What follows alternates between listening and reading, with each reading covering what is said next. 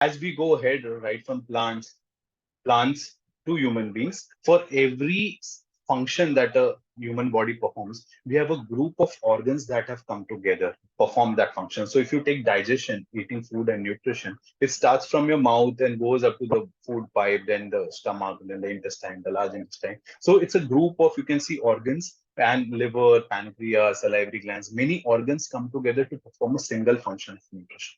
Similarly, for different functions of our body, we have various systems. So there are almost 11 to 12 systems, but the eight significant ones I've mentioned on the slide. And apart from that, if you see on your left-hand side, these are the four systems that are important from exercise point of view. The other four supplementary, but the most important ones are the first four.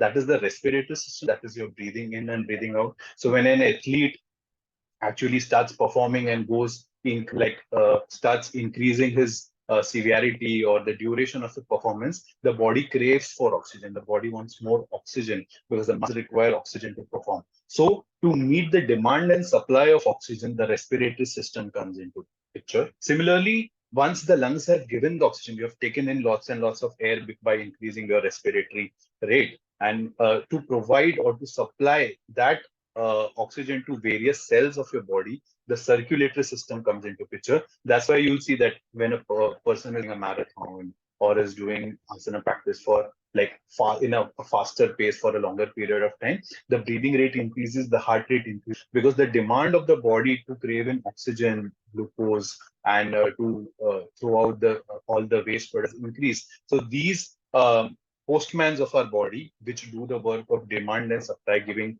what is required at particular pace and taking parcel return and throwing it out. These they increase their intensity of performance. Musculoskeletal system is the main system that is comprising of the bones and the muscles that you all as coaches we all deal with, manipulating the joints, manipulating the muscles, putting pressure on the muscle to increase the flexibility, or maybe making the muscle habituated to stay in certain posture for a particular period of time. So these are the things that we manipulate directly. And the digestive system is basically the system that gives you nutrition. So you know that any athlete will definitely require more nutrition as compared to a layman. So you also need to take care of the digestive system. The digestive system should be on its peak performance in an athlete. You cannot have an athlete have constipation and other issues because this will, over a period of time when we discuss nutrition, these issues of the digestive system impacts the performance. So these are the four systems that we usually concentrate on. So below is the diagram of all four systems. We don't need to get into the details, but the first one is the skeletal system, the basic structure of your bones in your body, and the function is basically protection and giving shape to the body. The second one is the circulatory system, that is the heart veins. The third one is the respiratory system, that is your lung apparatus, which takes in oxygen and and releases out carbon dioxide. And the last one is the musculoskeletal system. It is the whole aggregation of all the muscles that are present in the body. So this is the basic idea of the four systems that we are going to deal with.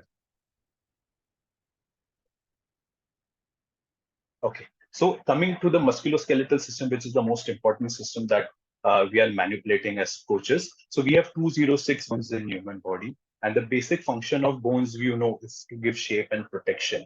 But as coaches, it is the joints that we deal with, and it is the joints flexibility that we are trying to increase whenever we are training a participant for the sports or something. So when two bones come together and they form a kind of fulcrum or a kind of aggregation for movement, that is called as joint. If the bones were straight joined together without any gap in between, then the body would have become stiff. So nature has made certain specific joints to allow movement in the body. So there are around 250 to 350 different of joints in our body. So bones are 206, but number of joints are more because we have small joints in your palm, small joints in your skull. So there are many minuscule joints which we are not aware of because we hardly use them.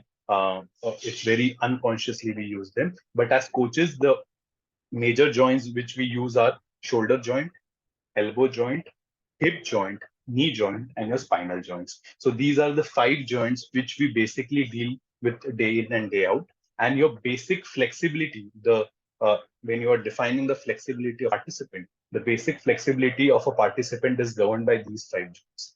It, uh, Even if I want to be very like much more specific, then the hip joint, the shoulder joint, and the spinal joints determine the flexibility of a student or of a participant. The more the flexible these joints are, the better is the outcome or the accuracy of the posture that you are looking forward for your competitions. So these are the joints which we basically manipulate. So joints are also of various type. Human body has almost 6 to 7 different types of joints, but I will be just covering the main joints which we just spoke.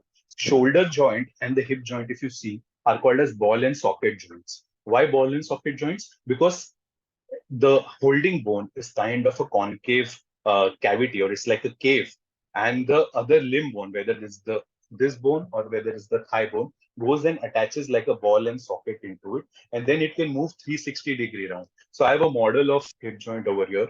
I hope it is clear to all of you. Okay, because the video might be in a very short uh, form. So this is the hip bone, if you see, and this hip bone is kind of like a cave. Okay, it's like a cave, and the femur bone, that is your thigh bone, goes and attaches into this cave. Okay, and when you are moving your thigh, this hip bone can completely move up and down. It can rotate, it can go forward, it can go backward. That's why it moves 360-degree all around. That's why it is called as ball and socket joint.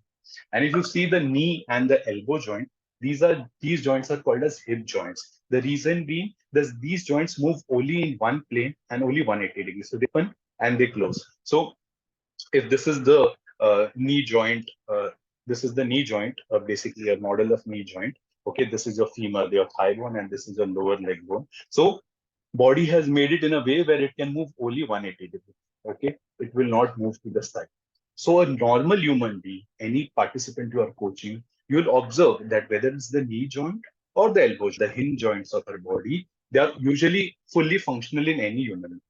Okay, they will move 180-degree completely. Okay, and they're completely, you don't actually need to manipulate these joints much. But opening up the hip joint, or making the for your handstands, where you are putting all the weight on the hand and you are just going anti-gravity upside down, in these postures, making the shoulder joint stronger are your main task, like opening up the flexibility of the hip joint and making the shoulder joint stronger to bear weight of the body, main task for the basic asanas. So, there are various classifications, but basically we deal with two joints: ball and socket, that is the shoulder and the hip joint, and the second is the hinge joint, that is the elbow joint and the knee joint. Okay, I hope I'm clear up till here. And to when these bones come together and they form a joint, this is a dead structure. It cannot move on its own. So body has made a mechanism which is a living structure, that is the muscles, which actually help these joints to move. So if this is your elbow joint, these are the two bones coming together to form a joint, but helping these bones to move, these bones cannot do by themselves. It requires muscles. And there are almost 600 different muscles in the body, 300 on each side. So 300 on the left, 300 on the right, approximately. So these muscles help you move, whether it's a spine, hip, whether it's your fingers, whether it's like a very fine finger, like lifting a pen or something. All this is done by muscles. So muscles are basically the rubber bands of your body, which actually have that elasticity, which help the joint to move. So suppose if this is the knee joint, okay, so if I want to bend my knee, okay, these bones won't move on their own. There will be a muscle which is connecting the upper bone and the lower bone, and when this muscle contracts, it will automatically bend the knee joint. Okay, and when this muscle relaxes, then the knee joint will automatically come into the standing posture. So there are various muscles which we manipulate while being the knee joint. Then, if you see a body of a weightlifter or a person who is going to gym for like 4 or 5 years and he has those bulky muscular structures, you'll see the muscles have a potential to increase in size and increase in thickness, but the bones still remain the same. Okay, so muscles can increase depending upon how much you have trained them, but the bones remain the same. So nature has devised one more mechanism. This mechanism is called as tendon, okay, which allows this bulky muscle to go and attach to the bone, because the muscle can increase in thickness, but the bone thickness still remains the same. So if muscle keeps on increasing, then how it will attach to the bone? So what happens is, we'll just go to the next slide before we come to the ligaments so that it's clear. You can see this diagram. This is a bulky muscle. You can consider it as your biceps muscle, which is present in the arms. This is a bulky muscle. It cannot go and attach to the bone directly. So what happens is, this muscle converts itself, or it thins out itself into something called as tendon, which is a strong white colored structure which goes and helps the muscle to attach to the bone. Usually when we are training, it is the muscle and the tendon moving together which allows in the movement of the joint. So this is basically what is called as tendon. And there is another third structure in musculoskeletal system which is of utmost importance to us as coaches, is called as ligaments. Now, ligaments are basically protective structures. So when a joint is present, limit the joint movement to from going into extremes, the ligaments are present. So ligaments are basically protective structures, or the policemen of the joint, which doesn't allow the joint to go into extreme movement and damage itself. So again, let's come back to this knee joint. So this is the knee joint, and if this is the front of the knee, this is the back of the knee, and this is how it bends. Okay, so now you'll see there are two orange colored structures over here. Okay, these structures are called as ligaments. So I have broken this one ligament over here to explain it better. So how it goes is, now this is the normal movement of the knee joint, but sometimes because of pressure, or sometimes because of some intense workout, there is a tendency of the knee joint to shift sideways. Okay, to shift sideways. Now, since I have broken this ligament, you'll now understand it very practically. Since I have broken this ligament, you will see that when there is the pressure on this side, the knee joint is moving. Okay, the knee joint can displace itself or dislocate itself. But because this ligament, which is a protect structure, it is intact, it will not allow the knee joint to move on this side. You can see it's not moving, hardly it's moving. But here, because the ligament is broken, I can actually dislocate the complete knee just because this protective structure is. So ligament, if you see, is covering all around, okay? The whole joint is actually covered by ligaments to restrict excess of movement in any joint. Okay. Even if you see the knee joint, you'll see that the whole knee joint is completely covered by ligaments, so that the hip joint is completely covered by ligaments so that it doesn't allow excess of movement in the hip joint.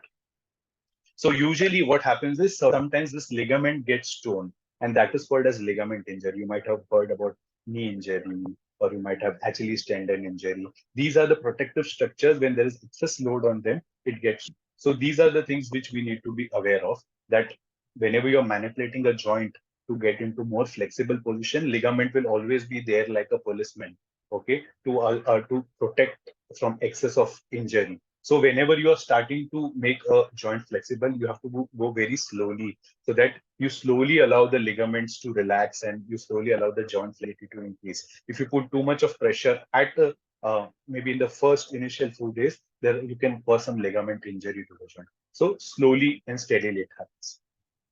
Now, muscle, again, it's a type of tissue. There are three types of muscles in our body, but we usually deal with skeletal muscle, the muscles which connect different types of muscles. Apart from that, there is smooth muscle, which, like I can give an example, when you eat food, till the time it reaches throat, you are aware of the movement that you're chewing and you're gulping down the food. But from throat up till the anal canal, till the time you excrete the waste material, the food is still moving in a long pipe. This movement, which happens without your knowledge, happens because of smooth muscles. Muscles are not under our control. It is controlled by the inner mechanisms of our body. And then there is another type of muscle called as cardiac muscle. So cardiac muscle is a special type of muscle because this muscle works 24/7, right from the conception, like the first time the heart is formed inside the child, up to the death. This muscle is continuously working, and it has some special characteristics. That's why cardiac muscle. Now, if you see this diagram of muscle, sorry, you'll see that this muscle one singular structure. It's like many single rubber bands or many single copper wires have come together to form bundles. And these bundles then again come together to form a bigger bundle. So you'll just imagine like a copper wire. If you've cut a wire and you see the core of the wire, you'll see that there are many small strands of copper running into that wire. Similarly, the muscle is also made up of many small strands of sarcomeres, which is the name of that uh, wire of muscle. And these all wires come together to form a complete muscular unit. And this whenever there's a tear on the muscle, so if you're lifting a heavy thing or something in the gym, you have by mistake you have lifted or you have put too much stress on that muscle, it is this sarcomeres get torn, and the body repairs these sarcomeres, these wires which get torn. The body repairs these sarcomeres and then constructs a newer and a stronger muscle. So these number of wires can be increased. Okay, so that's why the muscle thickness or the muscle girth increases in weightlifters. Okay, so muscles are basically made up of proteins. These proteins are called as actin and myosin. Okay, so that's why these people who go to gym or people to sports, because they have too much of muscular movement and muscular injury, they are advised to eat more amount of protein, because the raw material with which muscle is made is actually protein. So if damage is there and you have to make new muscle or you have to repair your muscle, you need to supply the raw material to the body, and that raw material is protein. So that is the logic behind eating more amount of protein in athletes and in gym bodybuilders. So, as Yogasan coaches, what are the three factors that determine the flexibility of your student? The first factor is the shape of the bones involved in the joint. So, as I said in the beginning of the lecture, hip joint. If you see any asana like Yogasana or any asana where there is extreme hip opening, it's usually difficult in the initial few days because hip joint has so many ligaments that constrict its uh, mobility. So, which bone or which joint you are working upon is most important when you are trying to manipulate the flexibility of your student. So, hip joint and shoulder joint, because these are 360 degree moving joints, they give you greater scope of moving, but that has to be in a slow form. So, as I also said, that knee joint and elbow joint, they don't require much of manipulation because any lay person is usually using this his or her knee joint in its full capacity. Like every day, I'm lifting something, so I'm using my elbow joint to its complete bending, and also while I'm keeping it down on the table, I'm also relaxing the elbow joint to complete it to its complete segment. Then ligaments and capsules. As I said, that these ligaments and capsules are protective mechanisms that body has given to the joint. So you have to be very slow when you're working with these joints which have more number of ligaments, more number of capsules that are there. So the slower you go, the lesser the chances you damage these ligaments and capsules. They have a certain degree of elasticity, if I may put it. That elasticity has to be manipulated very slowly. So if you are looking at a joint like maybe the hip joint, which has too much of covering of ligament and a capsule, then opening this kind of joint into its full flexibility position takes time. Sometimes it even takes months because these ligaments and capsules have to be slowly relaxed. That the joint movement happens to its full extremity. Muscles agonistic and antagonistic. So one thing which as coaches or which usually forget is, so suppose uh, if I'm using this knee joint just as an example, so when I'm bending this knee, okay, when I'm bending this knee, I'm using this muscle, okay, the muscle which is connecting these two bones. I'm using these muscles, and when this muscle contracts, the knee bends, okay. But what we forget is another muscle which is attaching the front side of both the bones. Okay, there's another muscle which is attached over here. When this muscle is contracting, this muscle has to relax. So it allows the knee to bend. If this muscle is rigid, if this muscle is like a rigid person, and if it doesn't relax, then this will not allow the joint to contract.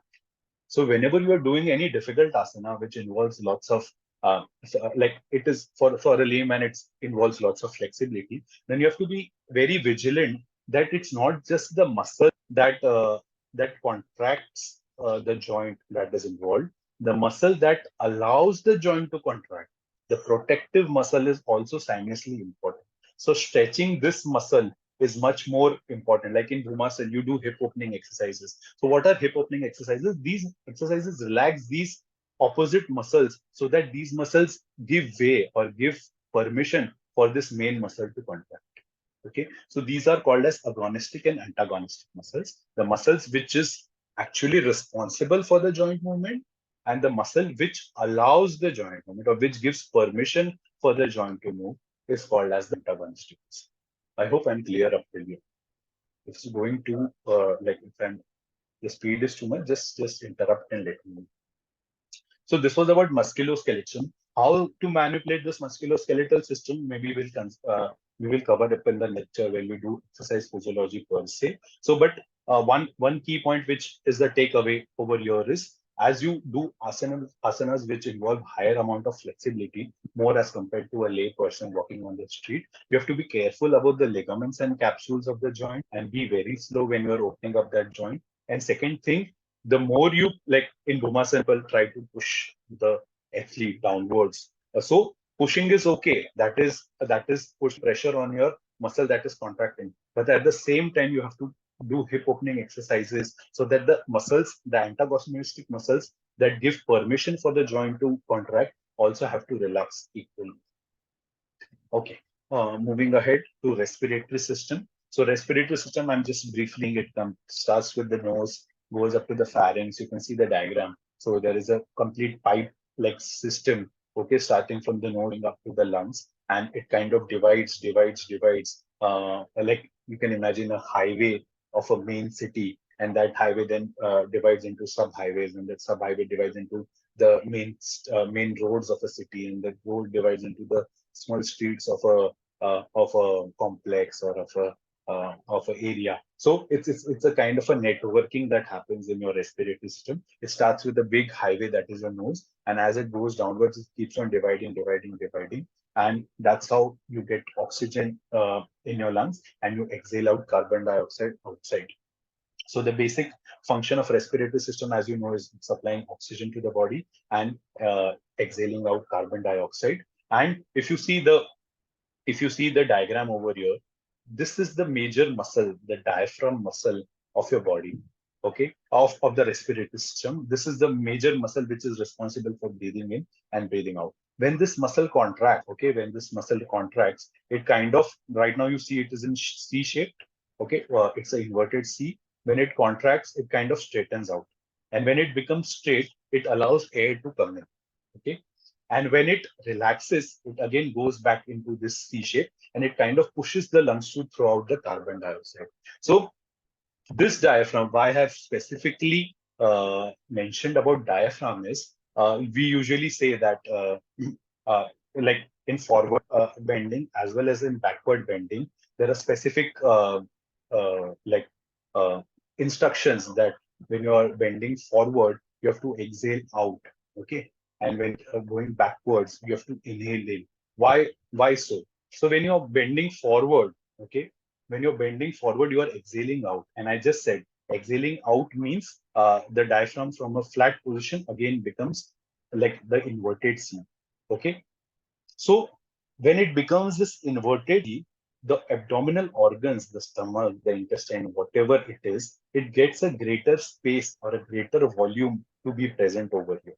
Okay. So when you're bending forward, let me go the other way around.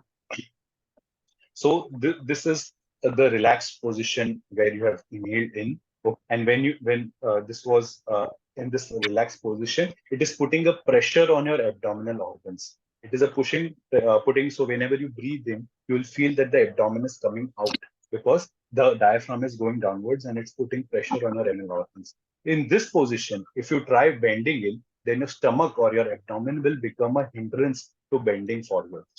Okay. But when you exhale out and this diaphragm has become C again, these abdominal organs which are present over here, the stomach, the intestine, etc., get more space, okay, to expand, and they go in. Your tummy will go inside, and in this position, when you try bending forward, the tummy will not become an obstruction to bending forward. So that's why the whole logic of bending forward with exhaling out and bending backwards with inhaling, that is the logic behind uh, the coordination of inspiration and expiration with bending forward and back.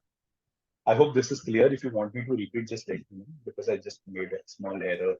Well, this is, okay. Let's go ahead. So diaphragm plays a very important role, and when you are training your athletes for competitions which last for like 2 hours, 3 hours, 4 hours, you actually increase the capacity of your diaphragm or your respiratory system to take in more air in that same amount of time as compared to a normal person who's walking on the street. Okay, coming back to digestive system. So we did musculoskeletal system in brief. We did respiratory system in brief. Now coming to digestive system. So digestive system, as you know, is the system which is comprising of the organs which are responsible for eating food, right from eating food to digesting food and to there's someone who's on mute. So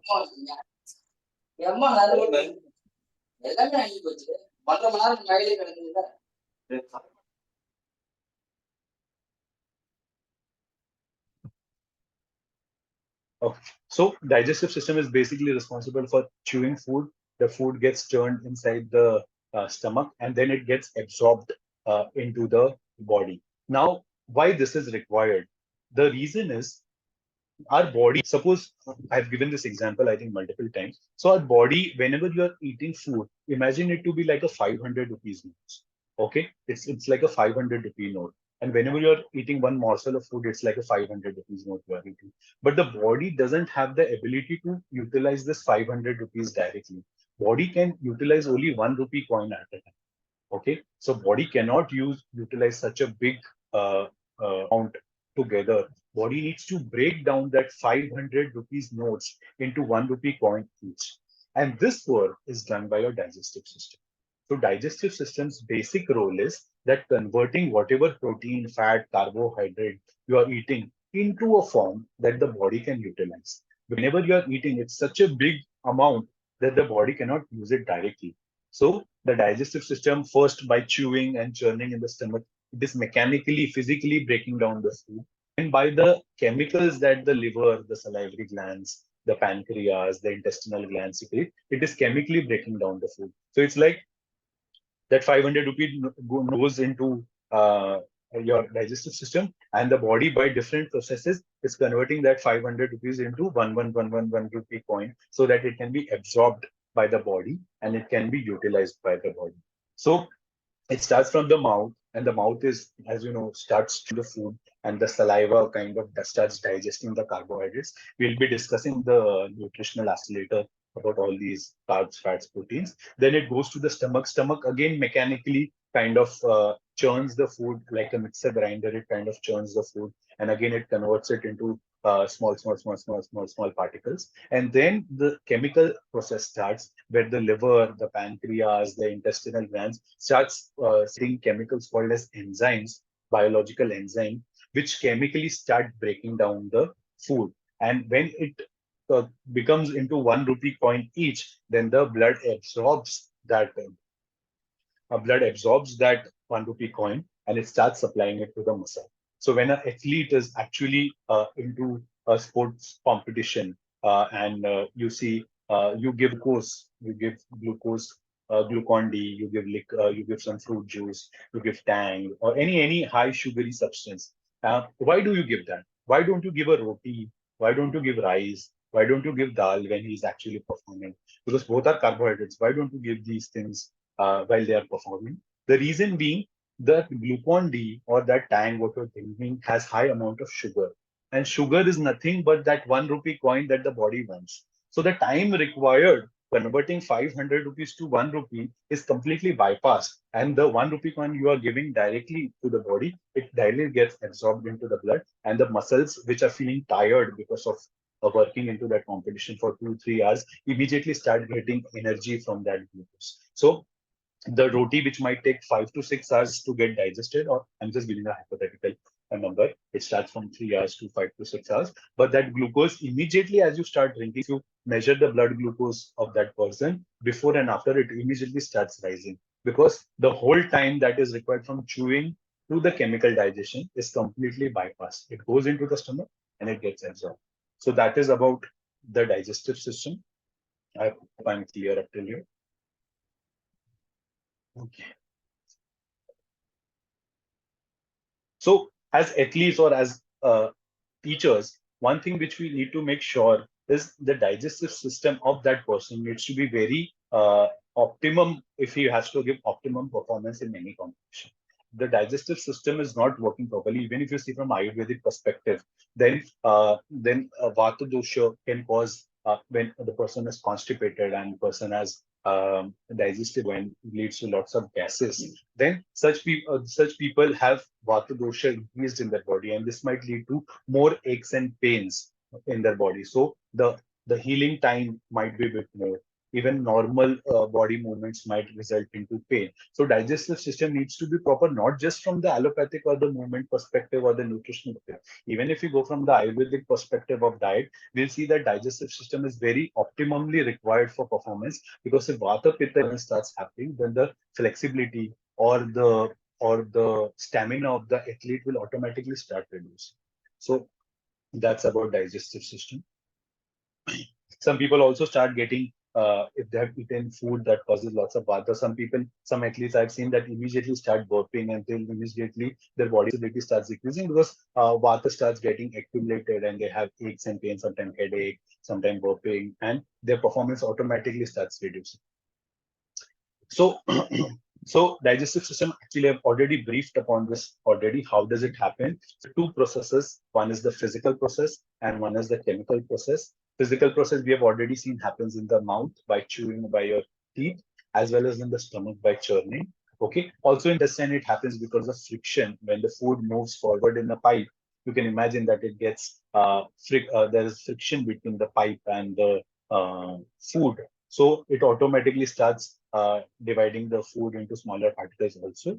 And the enzymes is the chemical which starts with the saliva in the mouth, the liver, the pancreas, and there are certain small glands in the intestine which are also secrete certain chemicals which help in chemical digestion. So carbohydrate, if you imagine carbohydrate to be a 500 rupee note, it is broken down by enzymes called as carbohydrases to 1 rupee coin each. If you imagine protein to be like a 500 rupee note, but protein is still more bigger as compared to carbohydrate, so consider it to be a 2000 rupee note. It is broken down by proteases into amino acids. Lipids, these are fats. The scientific name of fats is lipids. It is broken down by chemicals called as lipases into fatty acids plus glycerol. Okay, so these are the big structures that are broken down by the enzyme into smaller structure. And on the right side, what you're seeing, simple sugar, amino acids, and fatty acids, are actually the molecules which my body can use. So amino acids will go to my muscle and help in rebuilding the muscle that has got damaged. Glucose, that is a simple 1 rupee coin of sugar, will go to the muscles and it will give it the energy that is required for performing better. And fatty acids have fats we'll see later. Fats have multiple different roles, from hormone production to protection of the body to giving heat. Many things will come, and it also acts as a source of energy. If carbohydrate is deficient, or athlete has not eaten after 7 a.m. and is performing right up to 6 p.m., then the carbohydrate stores in the body are depleted. Carbohydrate stays for a very short period of time. At that time, the fatty acids come to rescue, and this is the longer stored form of energy. Coming to heart. So, uh, if I uh, if I come to circulatory system in general, so circulatory system, basically, what is the function of circulatory system? It's a postman. It will take good things from the good places and it will give it to the cells of the body. And it will take all the bad things which have to be thrown out of the body from various places and it will give it to the excretory system. So excretory system basically here means kidneys. Okay, so basically it gives it to the kidney and the kidney then throws it out in form of urine. So that is the excretory system. So circulatory system itself, if you want to give it a metaphor, it's like a postman. It consists of three major things. First is the heart, which is motor pump. Okay, it kind of creates pressure and releases pressure so that the blood keeps on flowing into the pipes. So the pipes that carry good blood or the blood with oxygen are called as arteries, which you can see in the red in color. So all the pipes that you can see of red in color are basically arteries, which carry oxygen from the maybe the heart and the lungs to various organs of your body.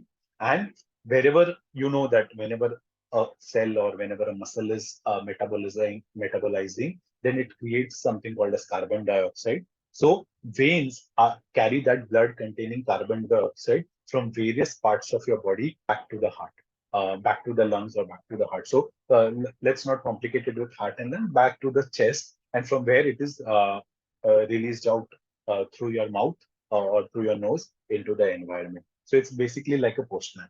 Now, why it is very important for us is usually, like we'll see in later lectures maybe that uh, the energy expenditure of yoga is basically compared to moderate brisk walking. In a research paper, there was a comparison where we studied how much energy is required for performing yoga for set a stretch, and it was compared, the energy expenditure was compared to moderate brisk.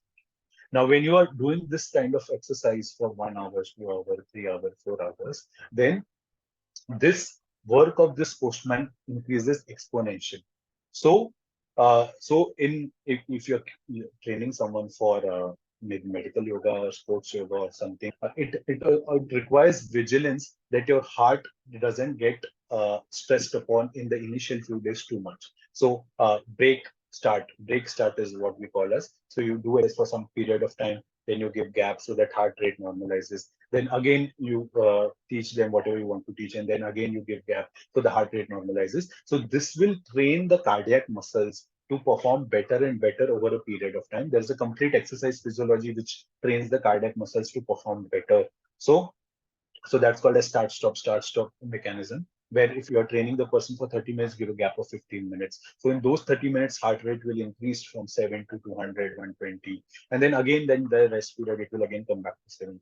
Then again you start, then again come back. So if you train the athlete properly in this way, on the day of uh, competition, when he or she has to perform for 3, 4 hours, maybe continuously or with breaks, the heart will fully support this body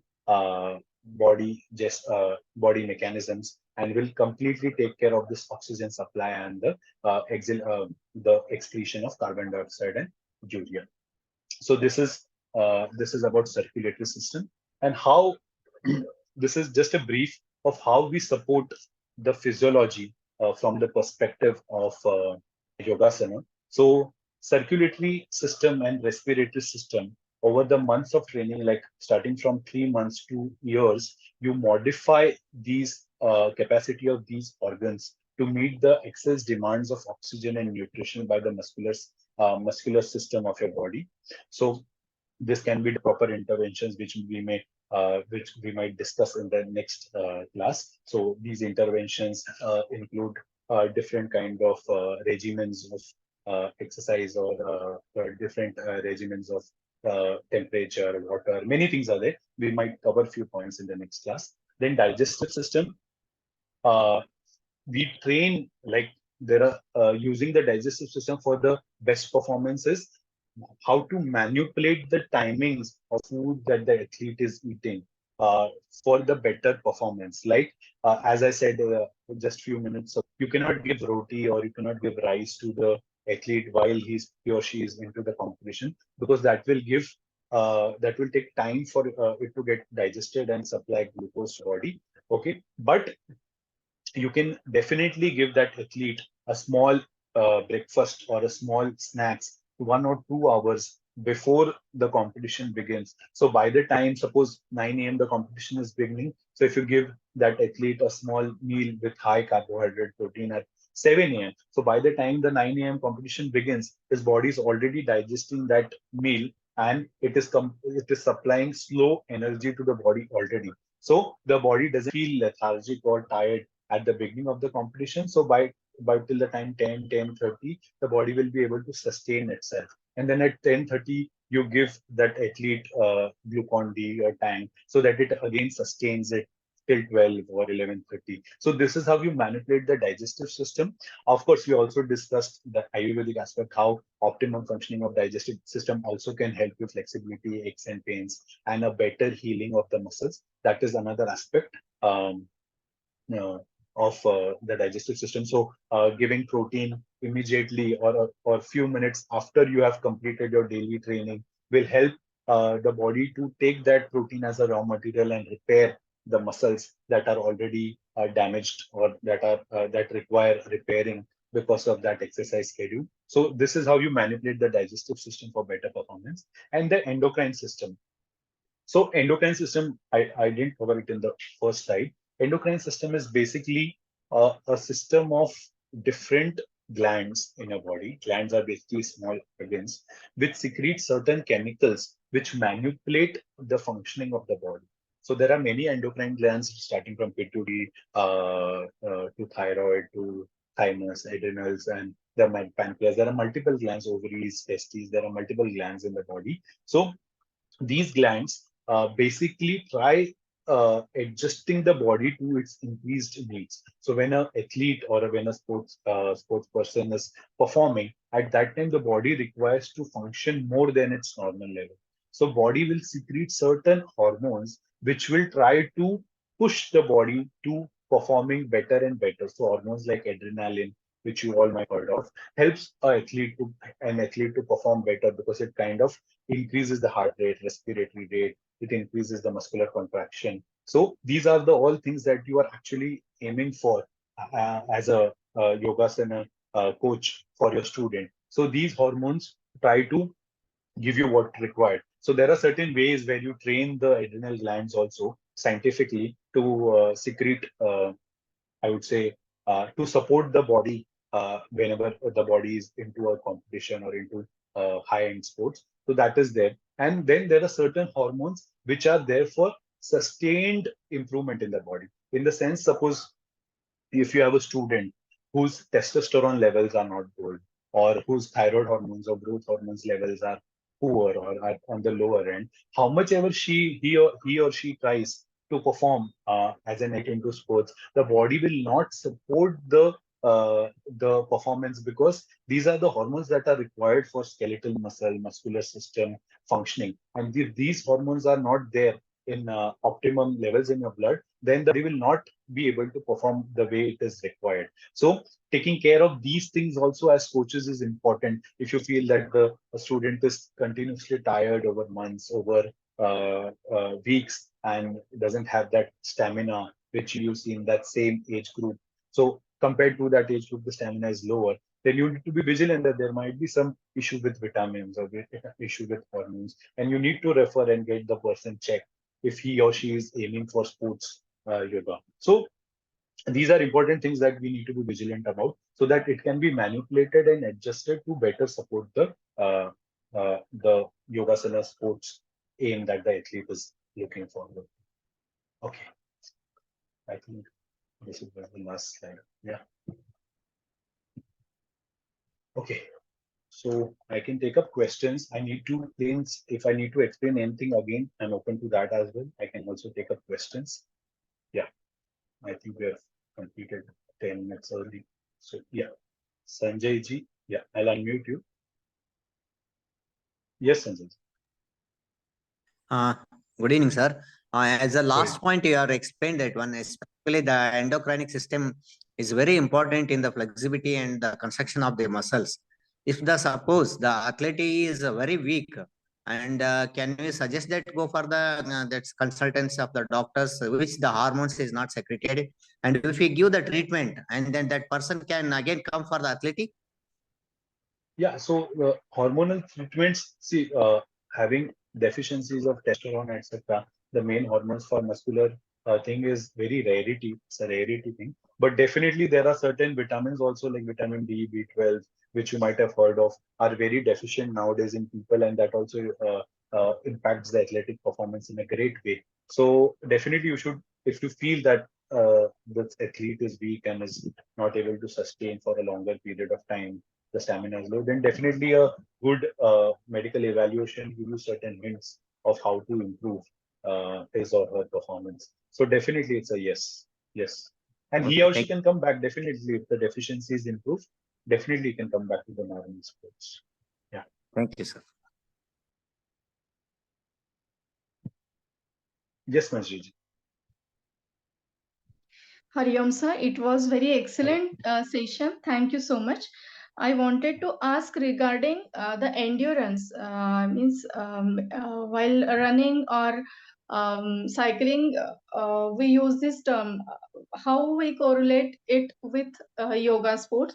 And one another question: how much quantity of protein is necessary? Because if protein is excess, then the rigidity may be there. I think so. If I am not wrong. Thank you so much. So endurance is a collective term of multiple things. So it's basically your body's capacity to do any physical work for prolonged period of time, if I define it very simply. So all the three or four systems which we discussed, when they perform to their optimum functioning, the endurance automatically starts increasing. So like performing asanas back to back for 2 hours, 3 hours, depending on the age, sex, and everything, the endurance is defined, and you can definitely work on this endurance by manipulating all these systems. So in a nutshell, whatever we discussed today is basically improving the endurance and the flexibility of the athlete. So making the circulatory system and respiratory system increase its capacity in a slow way over the months will lead to a better endurance, because more oxygen supply will happen to the muscles. Making the digestive system supply glucose continuously to the muscles. So if today it was supplying for 30 minutes only, making its capacity increase to 1 hour. I'm just giving hypothetical examples. Making its capacity so that it keeps on supplying glucose for 1 hour, it will increase the endurance of the muscles. We will continuously keep on getting the energy source. And at the last, training the muscles to work more and more is also all about endurance. So endurance is a collective term for all the systems to work for more period of time, for a better period of time. That's endurance. And protein thing we'll be discussing in nutrition lecture. Nutrition lecture is completely like, I think major part of is protein, because protein is something where there's lots of hype that is created in the sports world. So 0.8 to 1 gram per kg body weight is the usual requirement of protein. Someone needs to mute themselves. Uh, so that is the basic requirement of protein. In athletes, we stick to 1 gram per kg body weight. 0.8 gram is for people who have a sedentary lifestyle, not moving much, working on computer for 8 hours a day. And in certain heavyweight lifters, we also go up to 1.2 grams per kg body weight, but it's under medical supervision because it puts load on the kidneys. And so 1 gram per kg body weight is an ideal uh, recommended dietary allowance. Thank you, sir. Okay. Thank you so much. Yes, Yogacharya ji, Pawan. Very good evening, sir. Sir, I want to ask a question in respect to the yoga athletes only. So my question is that, say, like if two athletes doing the same level of practice and having belongs to the same age category, but they are facing one of them is facing with the issues with the his flexibility. So, is there any physiological difference between the two, or is there is any deficiency, food deficiency or nutritional deficiency in them? They are doing So, same work, same level of practice, devoting same time, but the flexibility difference is too very high. So, what could be? I would, yeah. So if I answer this very scientifically, the most common thing that is observed is there are vitamin and food deficiencies that exist. Okay, the most common thing that is found. But there are also genetic and anatomical makeups which reduce or increase flexibility of a person. There are hundreds of proteins that are present in muscles, ligaments, tendons, which even one protein manipulated can impact the flexibility. But this talking is on a superlative or on a exaggerated side. Most commonly, it is found that the food, vitamin D, B12, these levels are highly like they are very like if you in a single class, if you measure all the students for their vitamin B12 and B3, many things come up and down. So nutritional deficiencies is the most common cause of these things. Genetic and anatomical physiological causes are very rare. It's very rare. So you have such a case, then see the diet, check the diet and see if there is something missing. So if we balance the nutritional value and we overcome the deficiency, so the things that we cannot change, like genetic or body composition and all. So in that case, can we overcome the issue that we can achieve the same level of flexibility with the proper nutrition? No. So there is no That will take solution him for to this. 80%, 90% with practice. And so genetic component, that's why it's called a genetic component. But that's what I'm saying, Pawan Kumarji, it's very, very rare. Like having a genetic component that like there are fibrillin and there are many proteins which I don't want to get into details. There is titin, fibrillin, and the proteins that determine the flexibility of a muscle. But that is very rare. Like I would say, in thousands of cases, you might find one case which is because of that. So I would say work on the nutrition deficiency and see how much improvement you can bring into the flexibility. Yeah, and plus testing that component of genetic is also very difficult. So it's almost next to impossible. So yeah. Okay. So Dolly Thank you. ji, yes. So the last Thank you for question. the session, sir. I just wanted to ask, sir, what is the difference between the skeletal muscle and smooth muscle? And when we do the exercise, why we follow, like when we like athlete got a muscle tear, why we still follow a rice formula? Like why we follow the rice formula? Rice formula. Yeah. So skeletal muscle is basically the muscle that the word suggests as the muscles of your skeletal system which move your joints, etc. And these muscles, these muscles are basically under your voluntary control. In the sense, if I want to move my hand, I can move my hand. That is a skeletal muscle.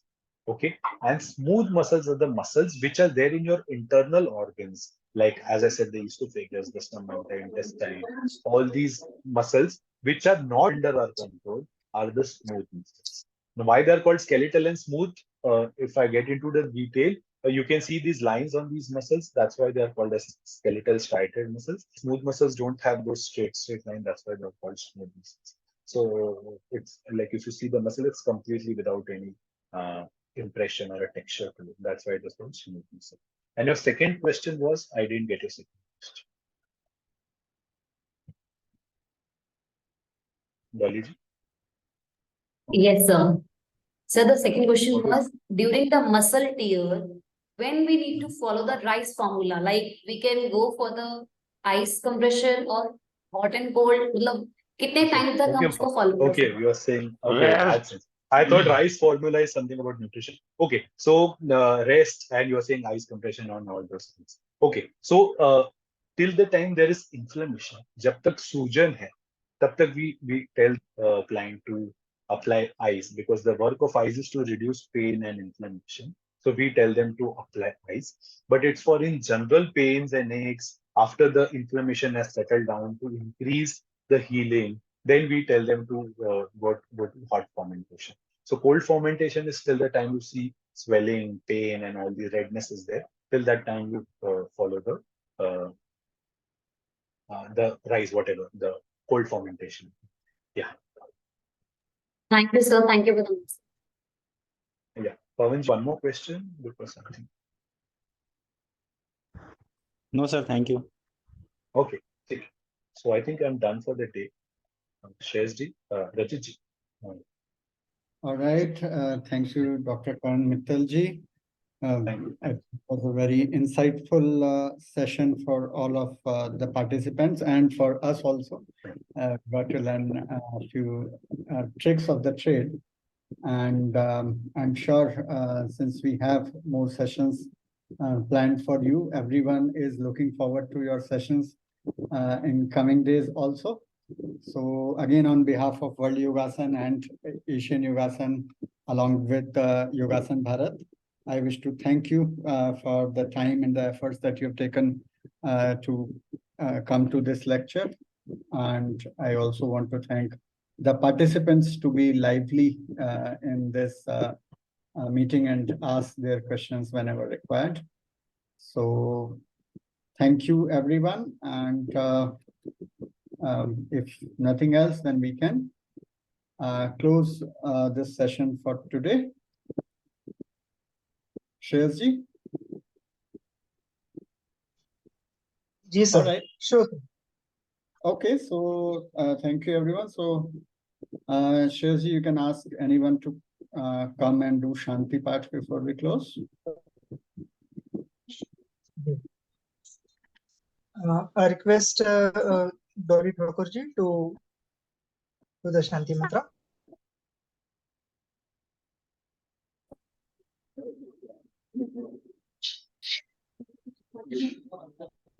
So we'll do the Gayatri Mantra. सब हम जोड़ लेंगे ओम भवस्वः तस्य वितुर्वरेण्यं भर्गो देवस्य धीमहि धियो यो नः प्रचोदयात् ओम शांति शांति शांति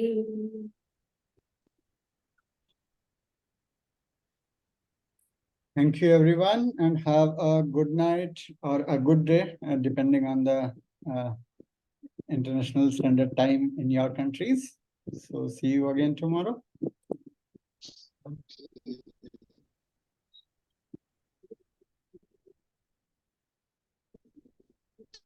Thank you, sir.